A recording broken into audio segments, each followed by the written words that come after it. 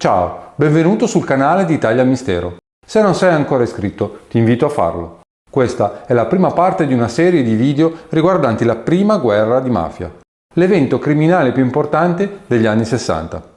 E allora, se sei pronto, partiamo!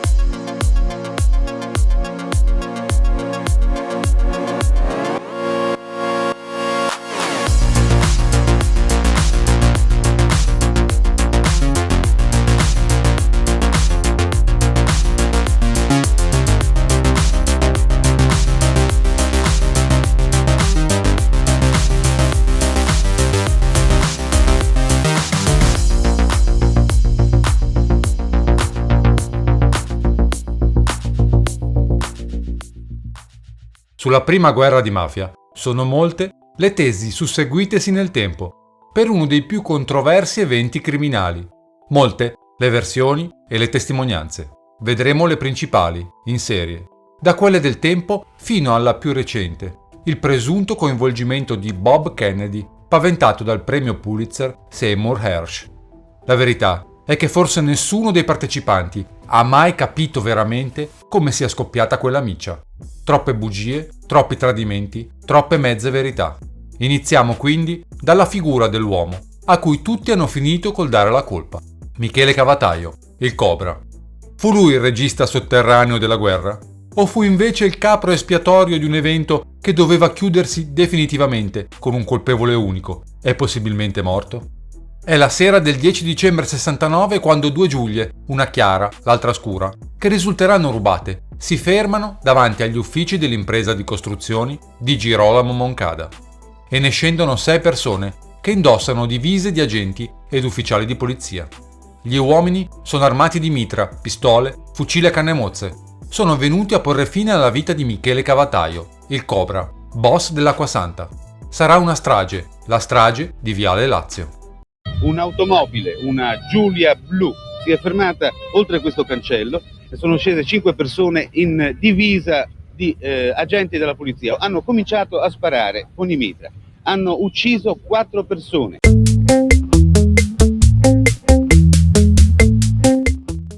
Michele Cavataio nasce a Palermo nel 1929. Ancora adolescente, inizia a rubare generi alimentari e benzina da rivendere al mercato nero. Nel 1946 viene accusato dell'omicidio del costruttore Vincenzo Mercurio, poi di una lunga lista di furti e rapine per cui viene arrestato, ma esce dal carcere scontando solo 2 anni.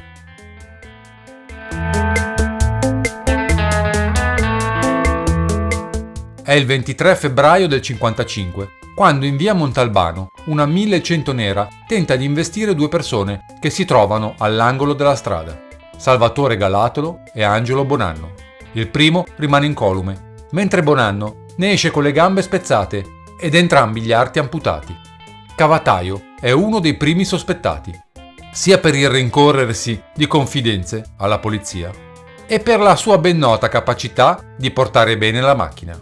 A distanza di un mese, precisamente la mattina del 22 marzo, Gaetano Galatolo viene ucciso a colpi di mitra nel recinto del mercato ortofrutticolo da 2 individui scesi sempre da una 1100 nera. Gaetano Galatolo, detto Tanu Alati, era ritenuto il capo di una pericolosa gang che cercava di raggiungere l'assoluto predominio nel rione dell'Acquasanta. Rione economicamente importante perché lì si trovano il cantiere navale ed il mercato ortofrutticolo palermitano. Quando il mercato generale ortofrutticolo si trasferì nel 1955 dalla vecchia sede di via Guglielmo il Buono alla nuova sede dell'Acquasanta, si scatenò la lotta violenta tra le cosche mafiose, e in particolare tra la vecchia cosca mafiosa della mafia dei Giardini, che aveva il predominio all'interno del mercato, del vecchio mercato, e la nuova mafia dell'Acquasanta. E proprio all'inizio dell'attività del nuovo mercato, di fronte all'ingresso del mercato, il capo mafia dell'Acquasanta fu ucciso, il famoso Tanu Alati. A questo delitto ne seguirono numerosi altri di esponenti delle varie cosche mafiose. Ebbe il predominio la cosca mafiosa dell'Acquasanta, che operò l'assegnazione degli stand all'interno del mercato ortofrutticolo. E qui non c'è niente, qui è tutto sereno, non c'è niente. Però ci fu un po' di confusione ai mercati generali quando cominciarono, no? Che confusione All'inizio, nel 56, no? No, Qualche sparatorio. ma la sparatoria è venuta da fuori, non è che è venuta da qui dentro, scusa. Per il tentato omicidio del Bonanno e del Galatolo e per il seguente omicidio del Galatolo stesso, i sospetti ricadono su Salvatore Licandro e su Michele Cavataio, già appartenenti alla gang Galatolo e successivamente passati a quella rivale, interessata anch'essa al rione dell'Acquasanta e cappeggiata da Salvatore Carollo.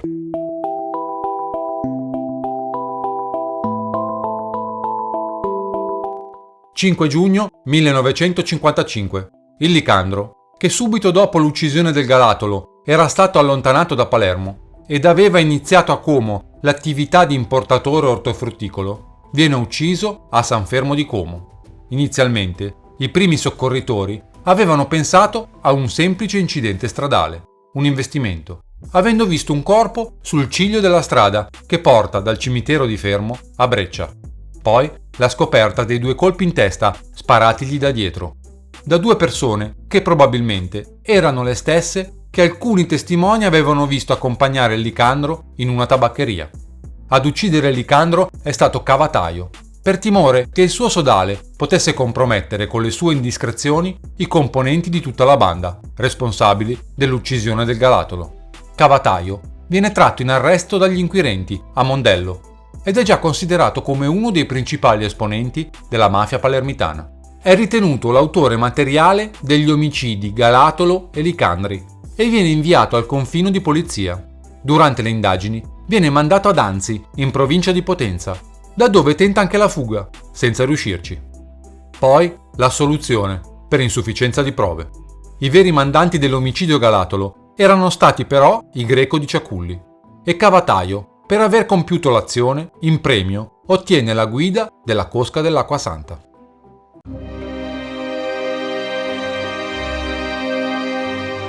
Nel 1958 iniziano le prime frizioni fra Cavataio e i fratelli Roberto e Giuseppe Di Girolamo, boss indiscussi del rione Portanuova, che in commissione si erano opposti all'ingresso della droga nel loro territorio.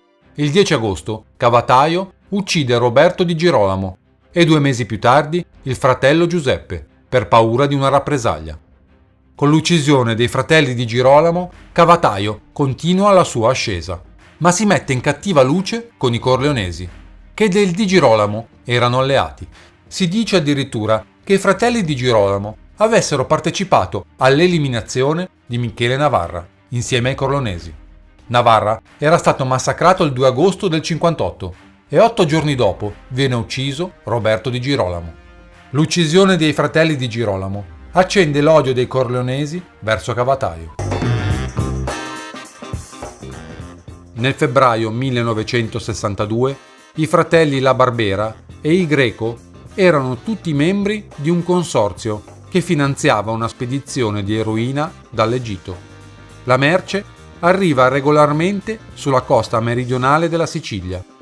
Viene inviato un uomo d'onore, Calcedonio di Pisa, a controllare che sia inoltrata senza intoppi verso New York, sul transatlantico Saturnia. Ma i mafiosi di Brooklyn, che ricevono la droga, scoprono che i pacchetti non contengono la quantità pattuita. Il cameriere del Saturnia, cui Di Pisa ha consegnato l'eroina, viene torturato, ma non rivela nulla. si inizia a sospettare dello stesso Di Pisa. In una riunione della commissione, convocata per decidere sul caso, Di Pisa viene assolto dall'accusa di aver sottratto una parte dell'eroina. Ma quella decisione non soddisfa la Barbera, che non celano il loro malcontento. Il 26 dicembre 1962 Di Pisa viene ammazzato in piazza Principe di Camporeale, sul margine occidentale di Palermo, e seguono atti violenti contro altri membri della Cosca della Noce. Atti, secondo Buscetta, compiuti in realtà da Michele Cavataio, che vorrebbe far ricadere la responsabilità sui fratelli La Barbera e su alcuni membri della Cosca di Portanuova, muovendosi abilmente tra le varie rivalità. È la prima guerra di mafia. Cavataio approfitta della situazione di conflitto per sbarazzarsi dei suoi avversari e per farlo si associa al boss Pietro Torretta. Insieme a loro i confidenti pongono anche il Buscetta, che sempre negherà, adducendo come prova della falsità di tali affermazioni la sua pregressa amicizia con il boss Cichiteddu Greco.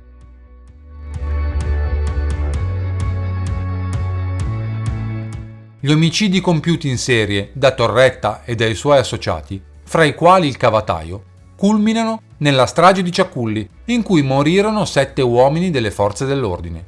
Un errore o il primo atto terroristico mafioso? La prima bomba contro lo Stato? Sta di fatto che crolla uno dei capisaldi del sistema mafioso del tempo, quello per cui non si dovevano uccidere membri delle forze dell'ordine, che andavano invece controllati in altro modo, onde evitare una reazione dello Stato. Reazione che puntualmente avviene. Infatti, la risposta dello Stato alla strage di Ciaculli è la più ferma mai vista contro la mafia. Decine di mafiosi vengono arrestati in tutta Italia. In seguito alla strage di Ciaculli, Cavataio si dà alla latitanza. Che cosa ne pensa della mafia? Io guardo, insomma, della mafia come fenomeno, insomma, sconosco vero e proprio, perché, insomma, non saprei cosa poter rispondere, insomma, con precisione in merito, insomma, a tutto questo, tutte queste catene di delitto, cose, rapine, furti. Secondo me non esiste una mafia organizzata, esiste piuttosto una delinquenza comune che si spaccia per mafia, anche attribuendosi un capo sia in campo regionale che in campo provinciale o in campo locale. Io faccio l'avvocato, io difendo i imputati e sostengo la innocenza di coloro i quali non sono colpevoli. Io mi occupo di processi.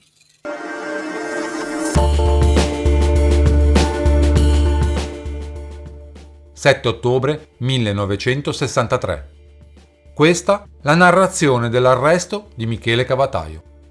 Altri 2 feroci killer implicati nella recente esplosione criminale a Palermo sono caduti stanotte nella maglia dell'antimafia. Sono Michele Cavataio, di anni 44, e suo cognato Antonino Taormina, di 36 anni. I loro nomi erano in cima all'elenco dei 54 mafiosi che la polizia ha indicato come responsabili delle sanguinose e violente lotte conclusesi con la strage di Ciaculli il 30 giugno scorso.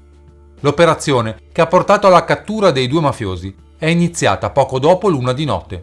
Un numero di carabinieri in borghese, armi in pugno, ha circondato un palazzo di 2 piani, al numero 18 di via Imperatore Federico, dove, secondo la muffiata dei confidenti, Cavataio e Taormina si trovavano nascosti.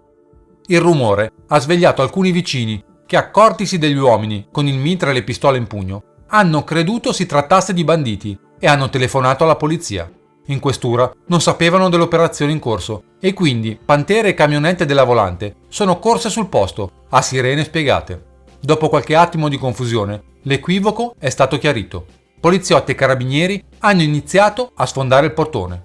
A questo punto, all'interno, una voce di donna ha risposto. Si è poi scoperto che si trattava della sorella del Cavataio, Caterina, sposata con il Taormina. Caterina Cavataio ha tentato di temporeggiare armeggiando dietro la porta. I carabinieri hanno sfondato una finestra e finalmente sono entrati nell'appartamento, all'ammezzato. 8 stanze, pochissimi mobili, un tavolo non ancora sparecchiato, con i resti di una cena per 7 persone.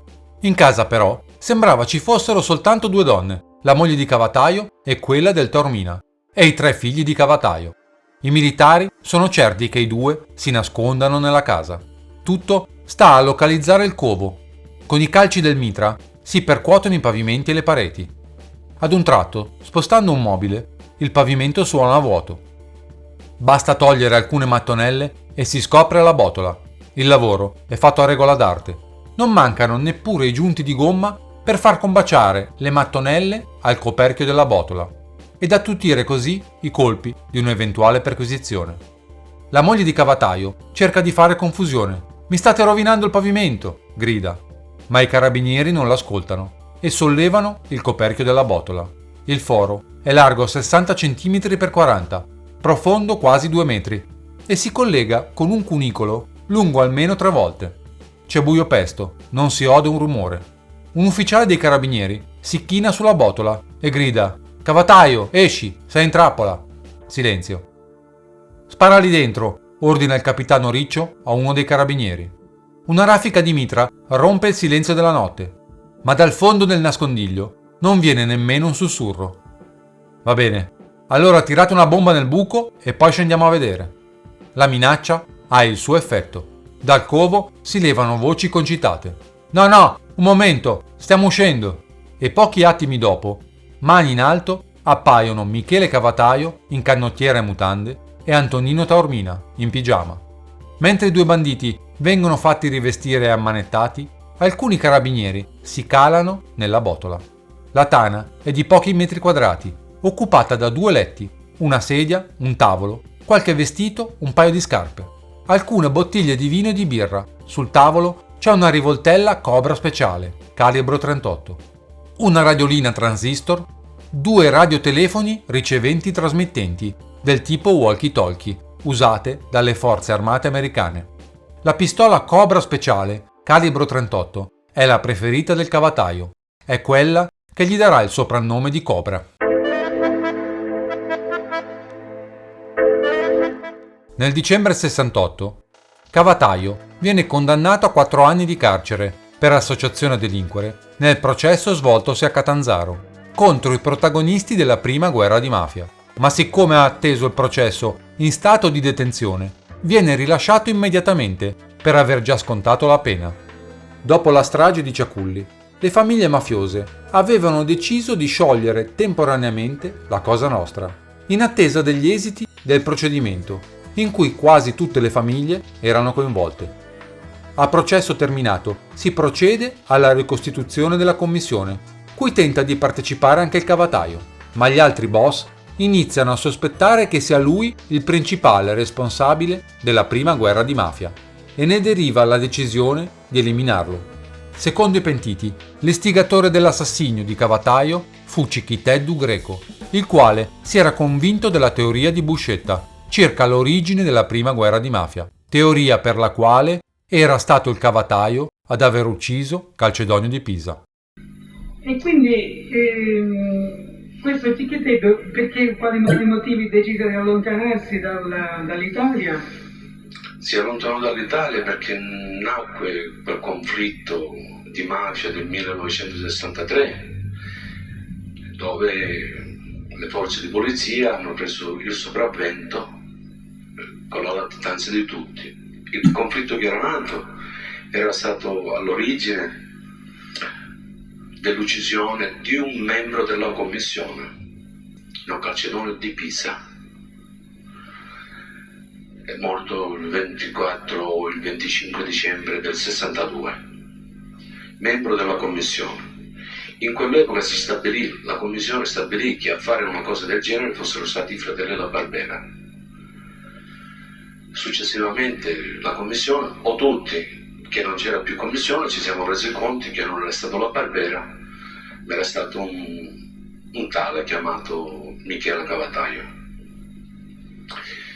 In quell'occasione, forse è bello, a proposito, per lei, signor Presidente, capire la differenza di mentalità fra la mafia di allora e la mafia attuale, anche se già allora c'era una certa violenza.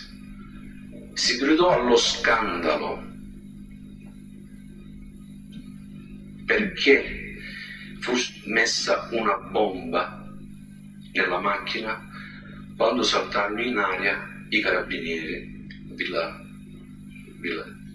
la Giulia, ma credo una villa che appartenga a Preste Filippo, e si disse questo non appartiene a noi, solo ha potuto essere quel pazzo di La Barbera che vuole far perdere l'equilibrio di tutte le cose. Quando si seppe che fu il Cavataio, tutti giurammo vendetta nei confronti di Cavataio. Dico giurammo, non giurarono, giurammo vendetta nei confronti di Cavataio per aver fatto una cosa simile.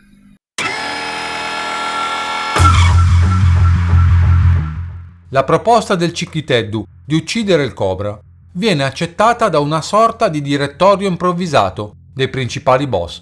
In questo momento infatti la commissione non è ancora rinata. Avviene così che con il verdetto catanzarese, ormai acquisito, il fenomeno di criminalità collettiva che i giudici avevano trovato così difficile definire, decise di lasciarsi alle spalle gli sconquassi della metà degli anni 60 e di rimettersi al lavoro. Si decide di formare un comando di killer scelti tra le varie cosche mafiose. Per i corleonesi vanno Totò Riina, Bernardo Provenzano e Calogero Bagarella. Stefano Bontate invia Emanuele D'Agostino e Gaetano Grado, della cosca di Santa Maria di Gesù, e Giuseppe Di Cristina invia invece Damiano Caruso, della cosca di Riesi. Con 2 auto Giulietta, di cui una blu, con la sirena, il comando giunge all'impresa della ditta Moncada. I 6 scendono dalle auto, Riina rimane fuori a controllare la situazione. Da premettere che si mettono tutte le divise e io non l'ho voluta mettere. Gaetano Badalamenti mi dice ma perché tu non la devi mettere? Io ho detto perché se voglio morire, i miei principi erano quelli, se devo morire, non voglio morire con la divisa da polizia. Qualcuno si affaccia al balcone e Grado urla: siamo della polizia, tranquilli, rientrate. Poi i 5 uomini si dirigono verso il loro obiettivo. Fatti i pochi passi in uno stretto corridoio, che in realtà è un'intercapedine tra 2 palazzi contigui, ed attraversato il quale si accede agli uffici dell'impresa, la banda incontra i figli del costruttore, Angelo e Filippo, di 19 e 25 anni, che rimangono paralizzati dallo stupore e dal terrore. I killer iniziano a sparare. I colpi d'arma da fuoco mettono sul chi vive quanti stanno all'interno dell'ufficio, anche Michele Cavataio.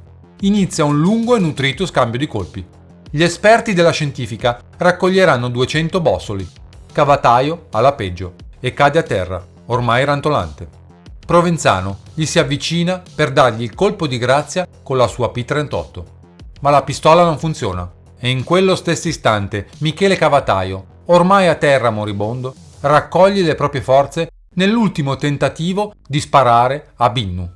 Punta la sua cobra verso il volto di Provenzano, ma non riesce a sparare. Binnu allora infierisce sulla testa del Cavataio con il calcio dell'arma. Oltre al Cavataio, a terra rimangono 3 uomini.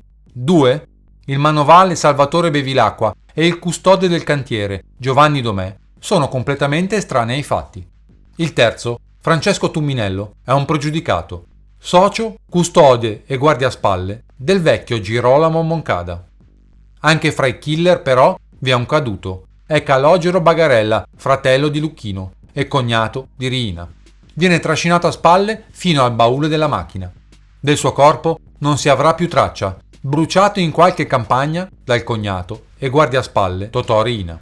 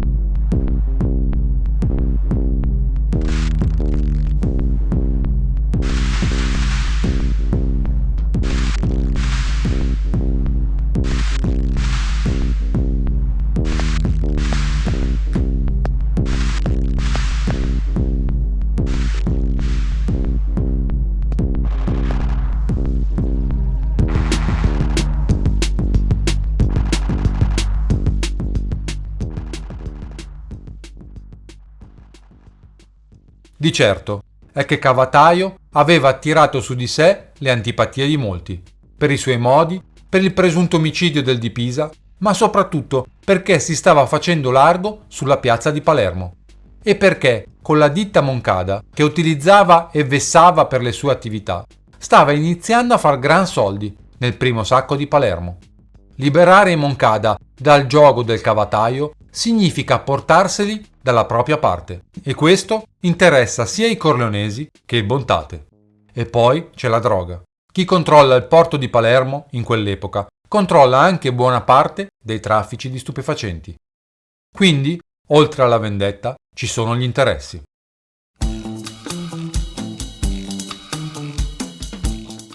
L'interrogatorio dei fratelli Moncada dà l'avvio alle indagini sulla strage. Il padre Mommo rimane latitante 24 ore e poi si presenta agli investigatori, accompagnato dal suo legale. Verranno accusati della strage di Viale Lazio alcuni mafiosi del clan Fidanzati e l'onnipresente nelle cronache del tempo Gerlando Alberti, legato anch'egli alla Cosa Nostra di Milano, cui fornisce tonnellate di stupefacenti. Fidanzati, insieme ad altri, tale Lopresti e tal Rizzuto, si sarebbe recato a Castelfranco per uccidere Giuseppe Sirchia, ex sodale del Cavataio, che a Castelfranco è al confino.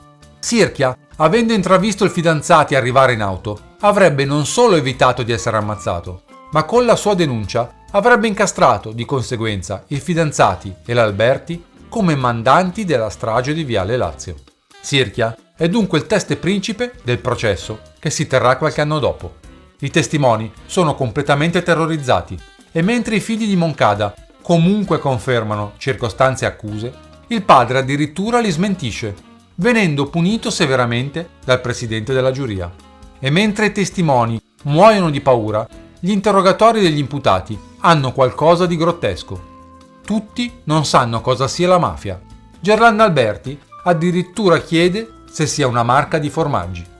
Poi arriva Sirchia, il teste principale, che però guarda caso fa retromarcia. Questo Cavataio non l'ho mai conosciuto. È ora di farla finita che io sono un braccio destro o sinistro. L'accusa crolla dietro questa inversione ad U del principale accusatore, che addirittura nega di aver detto che il Fidanzati fosse a Castelfranco per ucciderlo. Il processo chiude il sipario su queste dichiarazioni. Dovranno passare più di 20 anni per avere dei colpevoli per la strage di Viale Lazio. Riina e Provenzano vengono condannati all'ergastolo.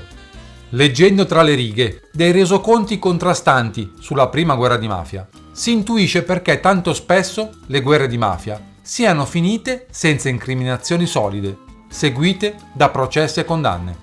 Ma diventa altresì chiaro che non ha molto senso cercare di individuare chi ha ucciso chi, riguardo alle stravaganti sparatorie e bombe del 62-63. È più importante capire che neppure i mafiosi coinvolti sapevano davvero che cosa stava accadendo. Se i boss della mafia rifletterono così a lungo prima di scegliere un nuovo capo per Palermo Centro, uno dei motivi era semplicemente che si sforzavano di farsi un'idea di ciò che era successo. La prima guerra di mafia, come molte altre, fu un gigantesco gioco al massacro nel buio. Con la morte di Cavataio si può dire che torni la pace in seno a Cosa Nostra. È stata estirpata l'erba cattiva o è stato eliminato un pericoloso concorrente le cui attività facevano gola? Usato forse come la parola fine sulla prima guerra di mafia?